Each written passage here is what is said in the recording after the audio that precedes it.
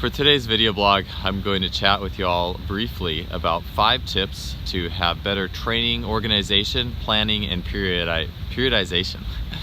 Basically, how to organize your training better and more meaningfully to break through plateaus, to peak when it counts, and to generally reach higher ceilings of performance.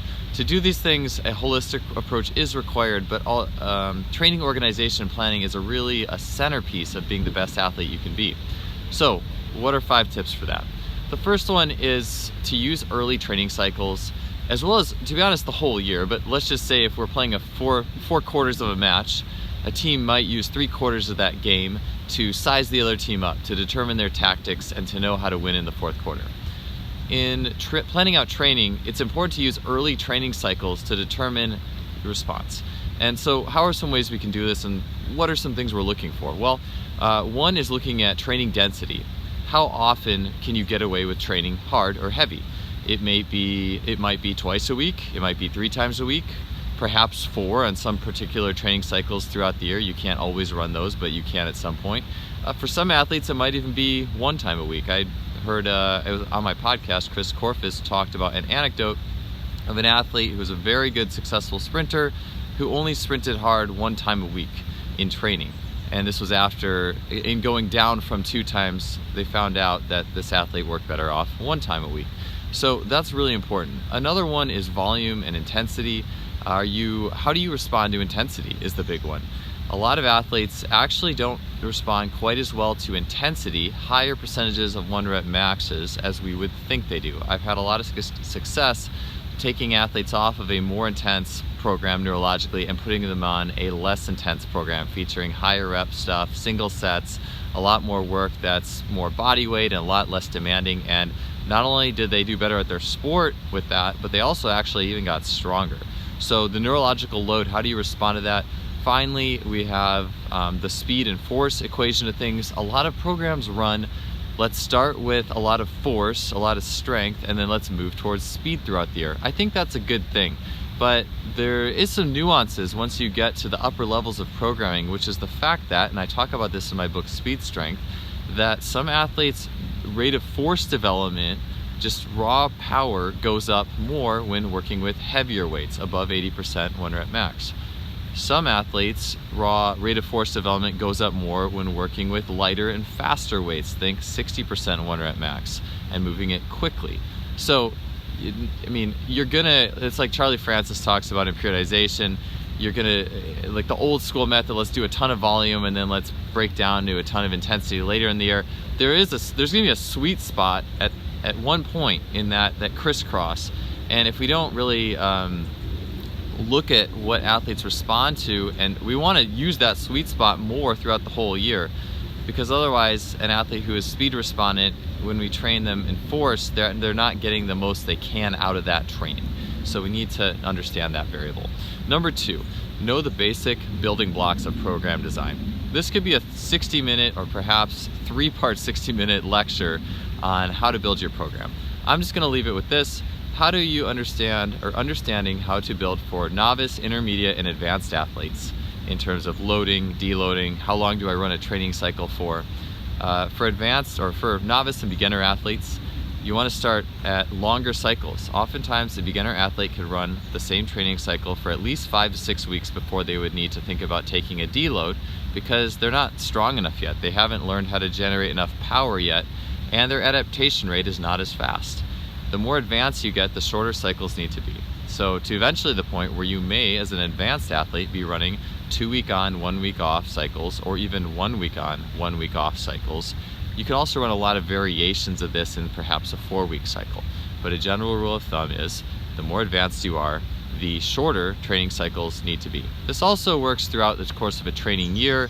Earlier in the training year, you can usually run a little bit longer cycles before deloading, and later on, you will run shorter cycles. Pretty simple, but it does get mixed up a little bit throughout the year. Finally, have an awareness of, are you gonna run 7, 14, or 21-day cycles? Meaning, in a 7-day cycle, week 1 has the same exercises as week 2 and same as week 3. We're in a 14-day cycle. Week 2 will have some different movements and exercises than week 1. So you really don't repeat a single workout for 2 weeks, and then you would start over and a 3-week would be an extrapolation of this.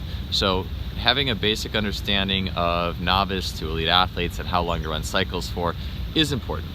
Okay, number 3, this is a big one. Have somewhere to go and don't desensitize early. So what is desensitizing early? Now this can be not just in a season, not just in a year, a training year, but this is like a lifetime.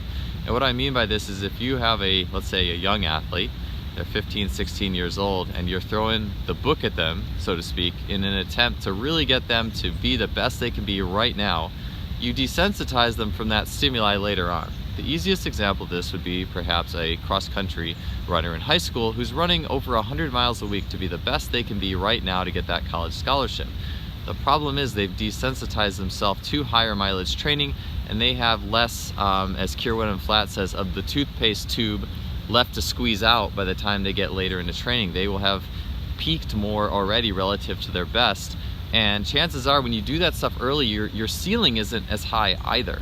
If you save that stuff till you're 18, 20, 22, 24, you peak later in life, and you also have a higher ceiling later in life. So the Russians were the masters of this stuff, and they had a lot of Olympians who were setting personal bests in their mid to late 20s, which in many training regimes is a rarity because we've used up everything by this point. Same thing goes for high school athletes, like I said, or younger athletes, or heck, even younger than that, who are already doing really heavy weightlifting, depth jumps, overspeed training, even stuff like French contrast. Now you can modulate French contrast to be lower intensity and lower levels, and I think that's awesome. But pulling out all the big guns to squeeze everything you can out of younger athletes does deprive them of gains later on, and it also works like that in a season. If you're doing some of this higher intensity stuff early in a season, like let's say I really love depth jumps and I always get a 2 to 3 inch increase in my jump doing that. Well, I want to say, and maybe it's a particular type of depth jump. Maybe it's a depth jump over 2 hurdles, and that's what I really respond well to. I mean, it's not going to be quite that black and white, but there will be some favorites, some things that athletes just really like, and it's best to save those a little bit towards later in the year. Again, we always want to run that sweet spot of volume, intensity, and density. That's kind of a staple. It's just the most intensive or the most effective exercises we want to keep in our back pocket, and we want to like sequentially shuttle those in throughout the year so that as the year moves forward, as we have bigger and better competitions, we want to save those for that time period. Okay, number 4, do not overdo general physical preparation and conditioning. I think this is a pretty safe and standard thing in the field, that we do not want to overdo conditioning, that the aerobic base, so to speak, or the base of conditioning is kind of a dead thing. And it really, this is another spectrum. For younger athletes, that base is more longer lived. Although for young athletes, it's more a base of movement. And in general physical preparation, it's lots of movements that aren't coached, all the basic primal patterns, crawling, climbing, swinging, jumping over obstacles, everything Jeremy Frisch does. To me, that is GPP, the core of GPP in many ways. And for older athletes, it's always good to come back and touch on that stuff, maybe for 5 minutes in a warm-up, but also in transition periods in the year, between like an indoor and outdoor season, or between, if you're coming back off a really big meet that was kind of demanding, to do a few workouts that prioritize that, or to have a few select 1 to 2 week phases in the year where that's prioritized to wash out more intense training. But we don't want to live in a base of conditioning. Because as you can ask, what are you building a base of, or I'm building a base of what? And how is that going to lend towards what I'm doing later on? And it's always a base of movement and skills, which leads me to my last point, which is we talk a lot about periodization and planning in terms of trying to get the most force and do it in the least amount of time. It's a very general term. And granted, this is important, but it's also just as important, especially as athletes are starting to refine their technique and they are starting to specialize a little bit in a particular sport, to have a skill development plan for them, to build the athlete physically on a base of skill. Now, what does that mean? Well, it means the skill really dictates how you adapt. If you just build strength for the sake of strength, you may be training a few muscles that are not really necessarily critical to that exact skill you're trying to do. How you perform skills, how you do a sprint, or how you sprint determines what muscles are involved and recruited.